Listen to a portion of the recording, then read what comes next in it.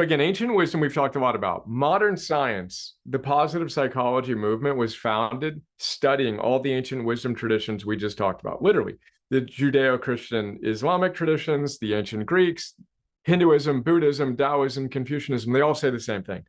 Be a good person in service to something bigger than yourself. Live with virtue.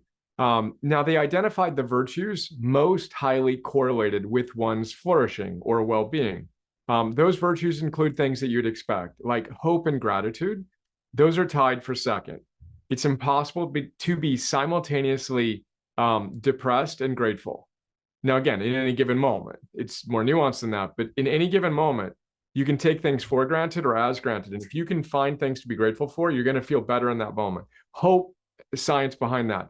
And then there's things like love, which is obviously so essential, curiosity, being open to life, having that discipline we talked about, and courage, etc.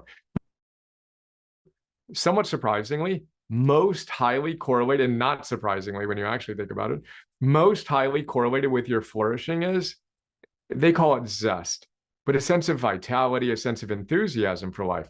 So I've been saying forever that your physiology drives a lot more of your psychology than you may think. And again, this, you know this, but the science is catching up from a traditional positive psychologist view. But it's everything.